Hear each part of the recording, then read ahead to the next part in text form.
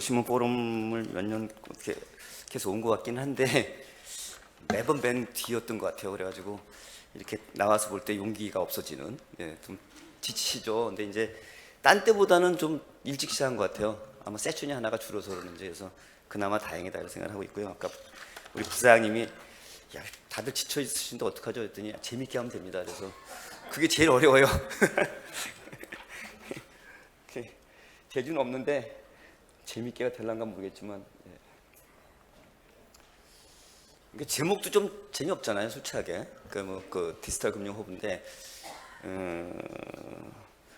앞에 이제 우리 저 웹 3.0 재밌었고, 그다음에 토큰 증권은 또 몸에 와닿는, 지금 막 바로 내 비즈니스 연결되는 그런 내용일 것 같은데, 이거는 왠지 좀 멀어 보이는 한 2003년부터 시작했다 하는데 한 20년 지났는데 지금 뭐 잘 되는 것 같지 않은데, 이거 뭐 또 한다 그러냐 뭐 이제 이런 얘기 할 것 같은데, 여러분들 어떻게 생각하세요? 금융 허브가 중요해요, 안 중요해요? 사실 저는 옛날에도 중요했지만 지금 엄청나게 중요하다, 이렇게 생각을 합니다. 근데 이제 약간 좀 그 자주적인 분위기도 있고, 안 돼, 우리나라는 홍콩 싱가포르 때문에. 요새는 또 싱가포르 홍콩이죠. 싱가포르 홍콩 때문에 안 돼, 뭐 이런 생각도 많이 하시는 것 같아요. 제가 한번 앉아서 아까 생각해 봤어요. 뭘 처음에 얘기하면 좋을까? 금융허브가 왜 중요하고 이렇게 하는지. 근데 이런 각도에서 생각해 보면 어떨까 싶어요. 우리가 유니콘 얘기도 하고 지금 금융이 막 바뀐다고 얘기를 하는데, 경쟁력 높여야 되고 소비자 만족도 높여야 된다고 얘기하는데, 그래가지고 지금 우리가 무슨 이때까지 했냐면, 지금 우리 핀텍이라든지 뭐 디지털라이제이션, 뭐 빅텍도 나왔지만, 생산성 높이고 디지털라이제이션에 의해서, 그러니까 소비자 만족도 높아지고, 편리하고 빠르고 뭐 가성비 좋고 이러니까, 그러니까 소비자 만족도 높아졌고, 또 생산성, 그다음에 경쟁력도 좋아졌고, 다 좋은데 문제가 뭐냐? 이놈의 고용 창출이 안 돼. 그래가지고 이를테면은, 야 디지털로 바뀌니까 다 좋은데, 아날로그 갖다 디지털 바꾸고 모바일로 바꾸면 다 좋은데, 만족도 높아지고 그다음에 뭐 저 경쟁이 좋아지고 다 좋은데, 야 전에는 10명이 고용됐는데 이제는 6, 7명이 하는 거 아니냐? 타다 이슈가 있었고, 보험판 타다 이슈가 나오려고 그러고, 간호사판 타다가 나오려고 하고, 좀 계속 그러는 거예요. 그래서 이게 왜 그러냐? 그래서 제가 한번 생각해 봤어요. 그냥 경제학에서 맨날 이때까지는 뭐 혁신은 디스트럭티브 이노베이션이다 이런 얘기 했는데, 잘못된 말이에요. 제가 볼 때는 그냥 우리가 습관적으로 쓰는 말이다. 마켓이 세츄레이트했을 때는 그런 얘기하면 안 된다. 시장에서 예컨대 이 레이버 마켓이든 아니면 시장 전체에서 지금 이 마켓을 더 산업을 더 키울 수 있을 것 같지 않다라고 데우다스가 믿고 있는데, 그런 얘기를 하면 다 머리에 띠들고 국회 앞에 가는 거예요. 입장 바꿔놓으면 내가 밥그릇이 없어지는데 누가 견딜 수 있어요? 그러니까 정책의 포커스라든지 이런 것들은, 과연 그러면 우리가 새로운 어떤 그런 디지털이 됐든 어떤 IT 기술이 됐든 어떤 새로운 어떤 인프라 기술이 됐든 이걸 이용을 했을 때 시장을 키울 수 있느냐, 산업을 키울 수 있느냐, 기존 산업을, 아니면 신산업을 만들어서 고용 창출할 수 있느냐, 이게 포커스가 돼야 된다 이렇게 생각을 하고 있고요. 근데 그게 잘 안 되는 거예요. 왜냐하면 시장 확장성은, 결국 시장 확장하려면 뭐 생산성, 만족도 다 높이고 고용 창출이 좋은데, 또 그리고 또 4차 혁명이라는 게 본질이 또 뭐 지금 뭐 시간 공간 제약 없는 시장을 쓰기 때문에 확장성이 좋아져 갖고 유니콘도 나온 거 다 좋은데, 시장 확장을 그러면 어떻게 해야 되냐? 사실 냉정하게 말하면 그냥 간편하게 생각하면 시장 확장은 두 가지예요. 인트라 인더스트리 하거나 고글로벌 하거나. 인트라 인더스트리는 산업 간의 국내에서 융합을 해가지고 새로운 걸 만들어내는 거죠. 고글로벌은 같은 제품, 같은 서비스 갖고 나가서 시장을 넓히는 거잖아요. 이 두 가지인데, 인트라 인더스트리는 칸막 행정 때문에 지금 어렵고, 금융위원회에서 금융당국에서 아무만 노력을 해도 딴 데서 도와주지만 않으면 안 돼요. 그래서 제가 저번에 그 벤처 강화 포럼 김진표 의장이 할 때 가서 또 토론할 때, 죄송한데 다 필요 없다 지금 하는 거. 뭐 벤처 뭐 돈 늘려주면 뭐 잘 된다 그러는데, 그러면 재작년까지 돈 갖다 퍼붓는데 우리나라 잠재 성장률이 높아졌습니까? 작년 하반기 이후에 벤처 그 펀드나 이런 게 줄었을 뿐이지, 그 전에는 계속 늘었잖아요. 그러니까 그런 이슈가 아니다. 다른 각도에서 한번 생각해 봐야 된다. 고글로벌 해야 되는데, 그럼 우리가 고글로벌 할 준비가 돼 있냐, 이런 걸 생각해 봐야 되고요. 그러면 우리가 잠재 성장을 높이려면은 지금 L을 키우든지 K를 키우든지 해야 되는데, L은 출산율이 낮아서 갑자기 해결되는 게 아니고, K는 경제학의 기본 원리가 한계 체감이기 때문에 기존 산업 갖고는 안 돼요. 그러면 신산업을 갖다 계속 만들어야 되는데, 신산업이 지금같이 말한 아날로그 디지털이 대체하면은, 그건 리플레이스먼트 이펙트는 있을지 모르지만 시너제틱하게 새로운 시장을 만들어내는 건 아니기 때문에 고용 창출은 안 돼요. 그래서 이제 사실 여기서 좀 생각을 해봐야 되는데, 그래서 제가 이제 주장하는 게 융합 신산업을 만들어야 된다. 그러려면 부처 간 칸막을 갖다 없애고 A 곱하기 A 플러스 B가 있을 때 A, B 플러스 B를 갖다 키우는 게 아니라 A 곱하기 B를 만들어서 그걸 갖다 새로운 걸 갖다 할 수 있는 걸 갖다가 양산업에서 인센티브 줘갖고 만들 수 있도록 공무원뿐만 아니라 민간에서 할 수 있도록 그 모티브를 줘야 된다는 거 하고, 또 하나는 글로벌로 가는 거 대단히 좋은데 우리는 우리 이익을 위해서 가는 거잖아요. 그럼 상대방 입장에서 이익을 뺏기는 거기 때문에 그게 만만치 않은 거예요. 그래서 그러면 서로 상호 이익을 갖다 해야 되는데 그게 뭐냐? 금융 같은 경우에 제가 볼 땐 그게 허브예요. 그러니까 우리가 글로벌라이제이션 얘기하려면 사실은 인바운드 아웃바운드 같이 해야지, 아웃바운드만 글로벌라이제이션 하는 거는 그거는 저희 생각이지. 그런 차원에서 금융 허브는 대단히 중요하다. 근데 그동안에 그래서 우리도 많이 노력을 했고 20년 동안 그 2003년 동부 허브 만든 다음부터 계속 했는데 노력을 많이 했어요. 근데 이제 여러 가지 이유 때문에 안 됐죠. 근데 지금 와서 이제 다시 보면 가능성이 굉장히 높아졌고 중요도는 옛날보다 훨씬 더 세졌다라는 걸 이제 좀 말씀드리겠습니다. 보시면 뭐 뉴욕, 런던, 싱가포르, 홍콩은 그냥 야 얘네들이 하는 거야. 딴 데는 안 돼. 그냥 이게 우리 머릿속에 잠돼 있는데 그럼에도 불구하고 계속 뭐 우리나라, 중국, 일본, 뭐 중동도 요새는 열심히 노력을 하고 있죠.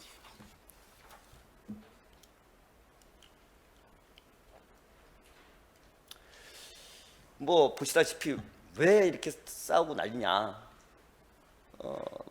뉴욕, 런던은 뭐 말할 것도 없고 부가가 상당히 사실 센 거지. 근데 싱가포르, 홍콩 같은 건 도시국가인데 뭐 GDP 대비 사실 굉장한 그 비중을 차지하고 있는 거죠, 그죠?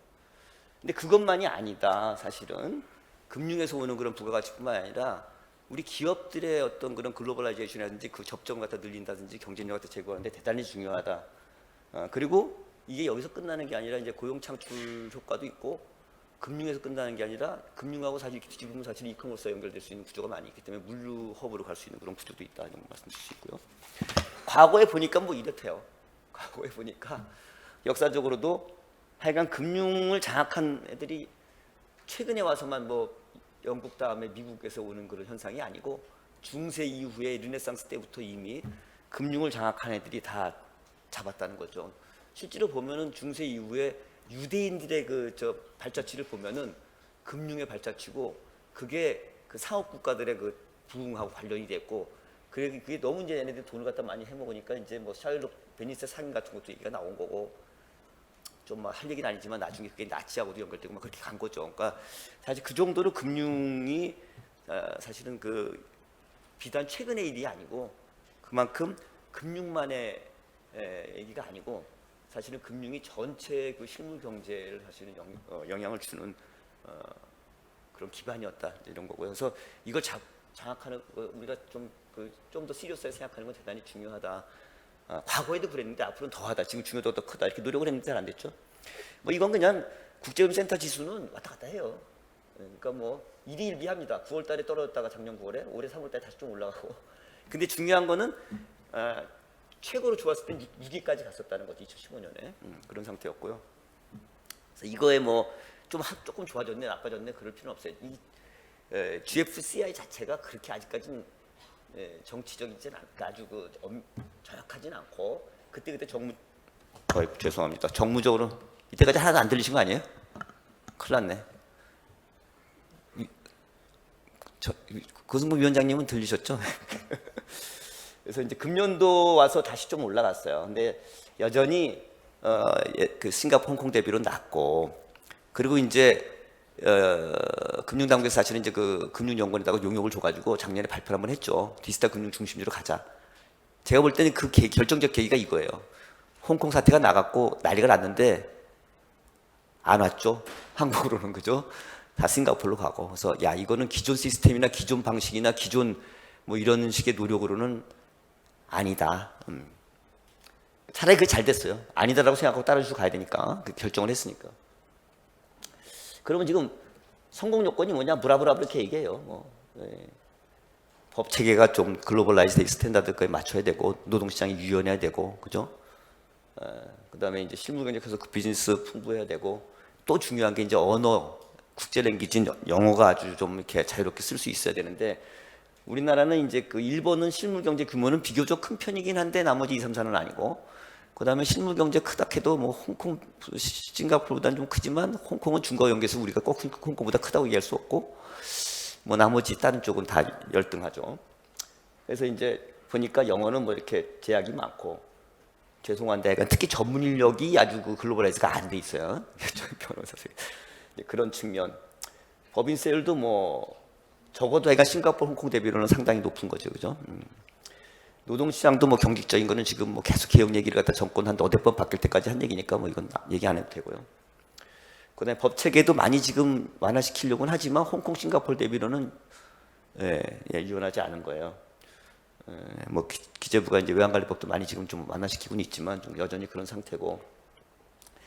그래서 뉴욕, 런던은 일단 논외로 하고 우리는 일단 아시아 그 리저널리 좀 허브 되고 싶은 거니까 그 경쟁력이 취약하다. 이렇게 얘기할 수가 있을 것 같아요. 그래서 이제 뭐 지금 디지털 금융 중심으로 가자 이렇게 한 건데 간단하게 이제 수앗을 보면은 뭐 이렇게 돼 있어요. 강점, 약점, 강점도 있죠 저희. 근데 이제 이건 스태틱하게 정체적으로 보면 이런 거고 동태적으로 우리가 미래지향적으로 보면 어떻게 볼 거냐. 아날로그 때는 약점이 굉장히 부각이 되는 거예요. 지금 말한 약점들이. 그리고 강점은 좀 아날로그 때는 우리 IT 강하지 그냥 그런 거지 별로 신경 안 쓴 거예요. 그죠? 근데 지금 시대가 바뀌고 있고 디지털라이드가 IT 디지털이 엄청 중요해지고 금융에서 중요해지고 그 다음에 융합이 되면서 금융 외에 다른 서비스 산업 이런 것들이 금융과 연계해갖고 중요성이 좀 더 커지고 있는 거예요. 그래서 옛날에는 뭐 K문화, 뭐 K팝 그래 그건 그거지 뭐 이랬는데 이제는 제가 볼 때는 그게 금융이라든지 이런 쪽으로 연결될 수 있는 가능성이 상당히 있는 거예요. 그래서 미래를 보면 그리고 디지털라이제이션 또는 모빌라이제이션이 현재와 미래를 관통하는 분명한 추세다라는 거에 동의를 우리가 한다면 사실은 아직도 안 들려요? 괜찮아요? 예. 그래서 지금 사실은 이제 그 조그맣게 쓴 강점과 조그맣게 쓴 기회가 커지는 거예요. 앞으로는. 근데 이런 상황에서 과연 지금 그 금융 상황은 어떻게 바뀌고 딴 데들은 경쟁자들은 어떻게 하고 있는지 좀 보면 그냥 제가 이거는 어디지? 하노이 가서 할 때 한번 발표할 때 좀 써먹은 건데 이렇게 바뀌고 있죠. 여기서 중요한 포인트는 제가 보기엔 이런 거예요. 1.0 때는 그냥 선진국이나 하는 거예요. 2.0 때는 선진국하고 일부 신흥국이 좀 깔짝깔짝한 거예요. 3.0 올 때는 개나 소나 다 하는 거예요. 부사님 이렇게 하면 좀 재밌어요? 예. 개나 소나 다 한다고 하는 거. 이게 선진국하고 신흥 시장인데 제가 보기엔 이것도 잘못됐어. 이제는 신흥 시장만 하는 게 아니고 이머징 마켓 후진국도 해. 후진국도 예컨대 벵글라데시도 이제는 다 모바일로 바뀌어요.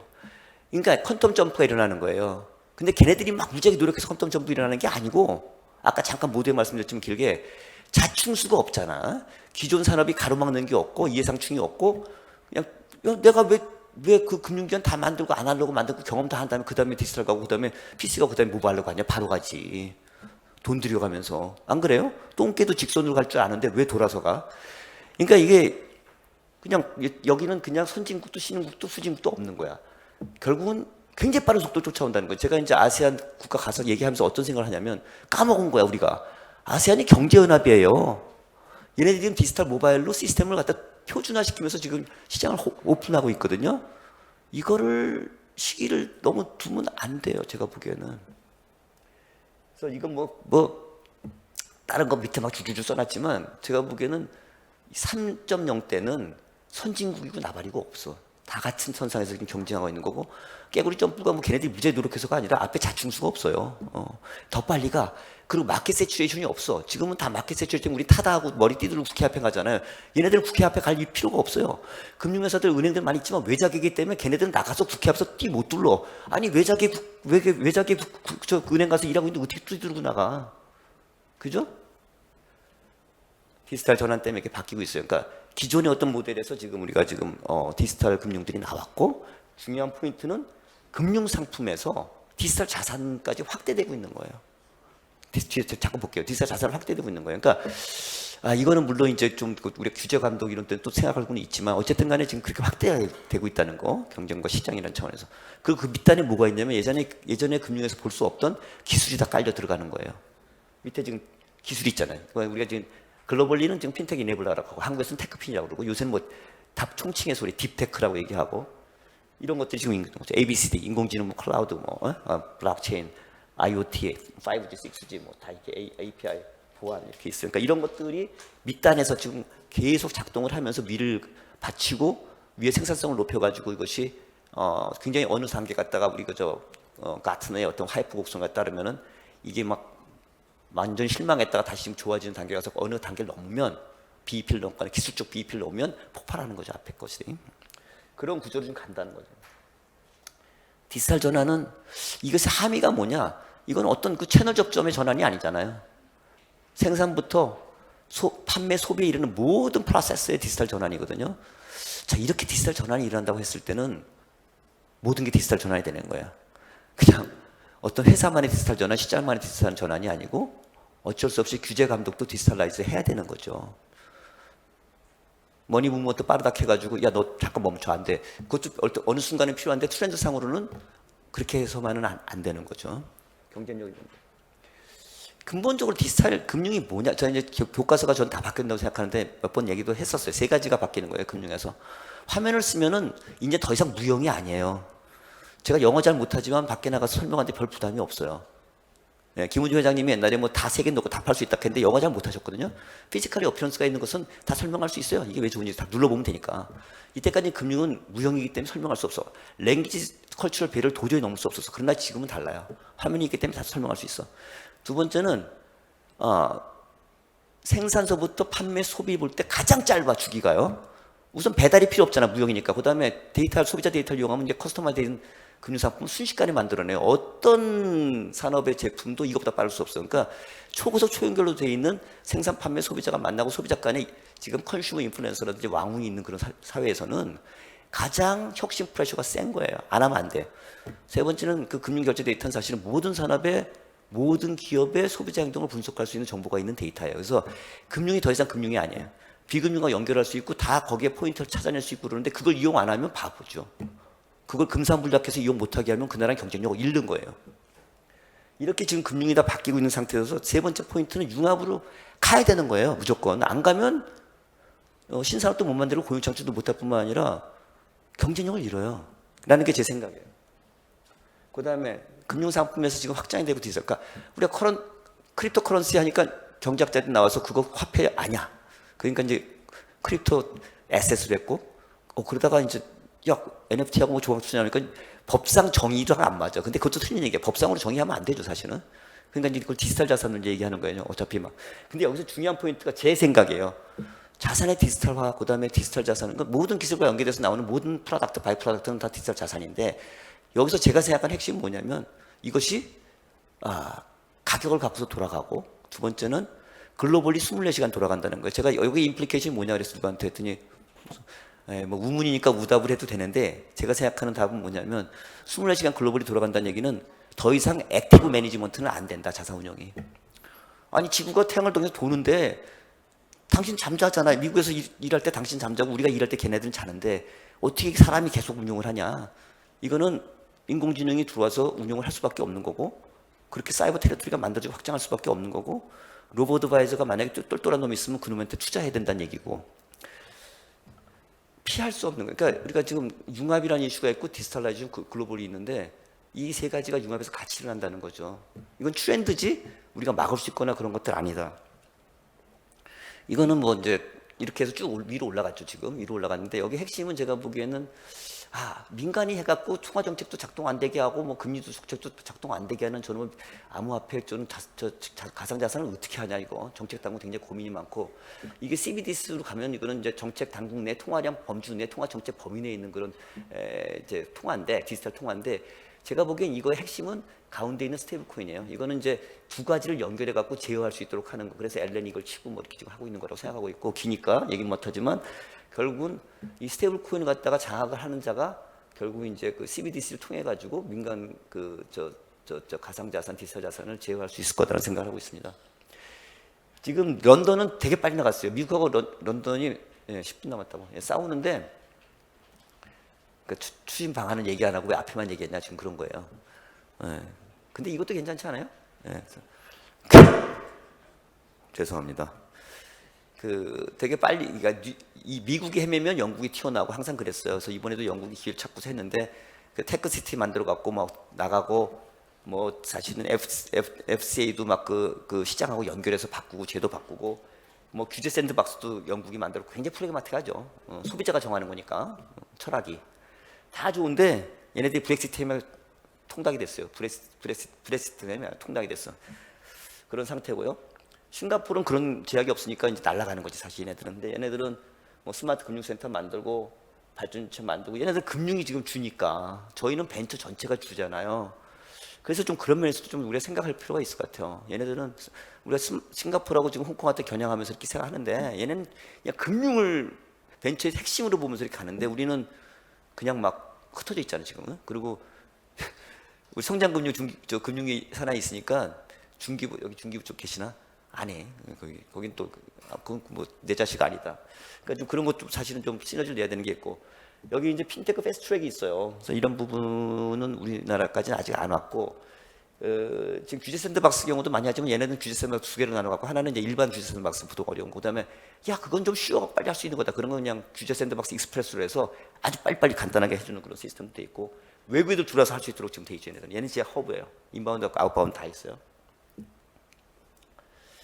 그래서 이제 핀텍 생태계지만 얘네들은 그냥 핀텍이 중심이 돼 갖고 금융이 중심이 돼서 벤처를 키우는 생태계고 우리는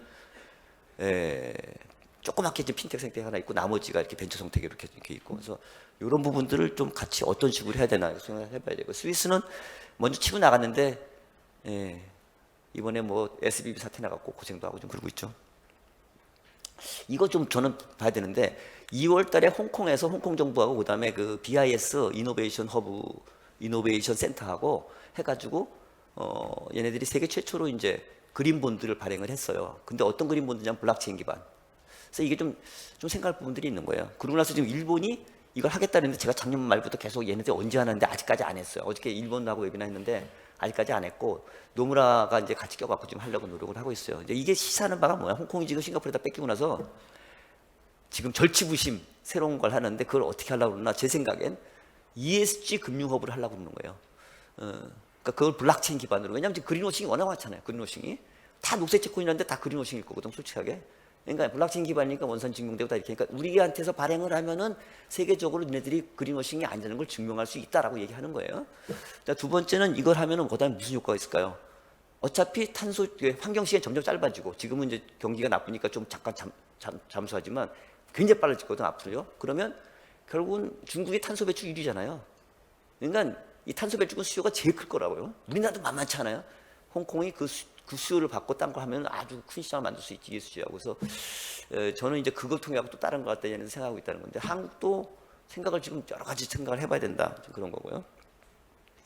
일본도 여기는 만만치 않아요. STO 일본이 지금 활발하거든. 채권하고 그다음에 부동산 쪽에.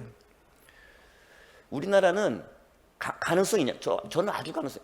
그러니까 우리가 금융이 지금 디지털 금융으로 바뀌었잖아요. 그래서 제가 가끔 이런 얘기를 하는데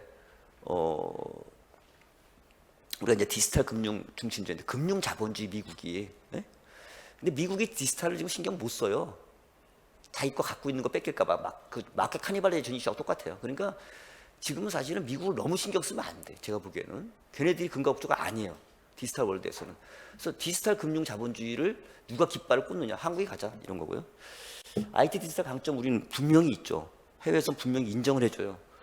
그다음에 핀테크 혁신 역량 축적 꽤 했어요.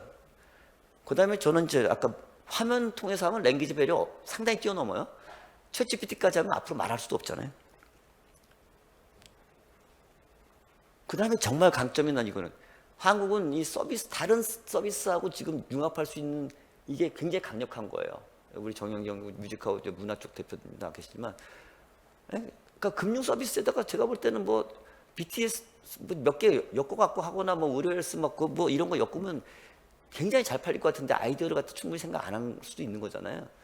이거를 왜 안 하냐 하는 생각이 들고 있고요. 그다음에 이제 이거는 도시국가는 못 쫓아와요. 그러니까 제가 디지털 금융 허브를 조금 한 발 앞서서 디지털 서비스 허브로 가야 된다 한국은. 그리고 그거는 앞으로 굉장히 포텐셜이 크다라고 지금 사실 생각하고 있고요. 그다음에 이렇게 되면 어떤 효과가 있냐면 허브 때 금융 인력만 들어오는 게 아니라 융합을 하면 여기 내에 금융과 연계돼서 하는 그런 인력들이 외국인들 들어오잖아요. 그러니까 해외 근로자도 어차피 지금 우리 잠재성에서 떨어져가고 많이 필요한데 그냥 그냥 그런 노동력뿐만이 아니라 정말 우수한 해외 노동력이 가성비 좋은 노동력이 들어오고 딴 쪽하고 융합돼서 이렇게 들어오게 되면 잠재성을 높일 수 있다고 봐요. 그리고 거기서 끝나는 게 아니라 걔네들을 활용해서 국내 테스트베드에서 할 수 있는 거 뒤에 또 말씀드릴게요. 그 다음에 이제 그래서 빅데이터를 갖다가 국내외 빅데이터를 구축할 수 있다는 건 지금 AI는 빅데이터 이셀프예요. 예? 딥러닝 때부터는 빅데이터 이셀프거든. 근데 우리가 인공지능은 연락에 얘기하면서 챗GPT 때문에 빅데이터 데이터 구축 얘기는 안 해요. 개인정보 보호 얘기만 하고 이건 보통 문제가 아니야. 근데 이제 그 해도 우리가 중국에 30분의 1이고 미국에 6분의 1이기 때문에 인구가 쪽수가 이거는 제가 볼 때 국내 빅데이터 갖다 이렇게 자연스럽게 끌고 들어와서 국내에서 테스트하면서 니네 것도 테스트해서 해외 것도 같이 얻고 같이 갈 수 있는 구조를 만들어줘야 된다 정부가. 그 다음에 지금 디지털 금융은 스탠다드가 없어요. 골 때리는 게 디지털은 뭐 시간 공간 제약이 없다 그러는데 냉정히 보시면 미국이 지금 적절 안 하기 때문에 디지털 글로벌 스탠다드가 없습니다. 갖고 지금 사실은 지금 아시아 태평양 그 지금 우리 그 경제 프레임워크 하잖아요. 그때 디지털 첨단 디지털 그런 게 하나 이슈가 있거든요. 그때 한국이 뛰어들어가야 돼요. 중국은 못 들어오고 일본은 늦었고 거기에 기대 효과는 아니야 디지털로 하는데 무슨 직접 효과가 있냐 이런 얘기들 하시는데 안 그래요. 뭐 디지털하고 지금 안 디지털하고 아날로그하고 구분되어 있는 게 아니잖아요. 다 계층 구조를 지금 뭐 은행들도 다 디지털화도 되고 있고 얼마든지 허브 구조 다양하게 만들 수 있고 집중 효과가 대단히 크다.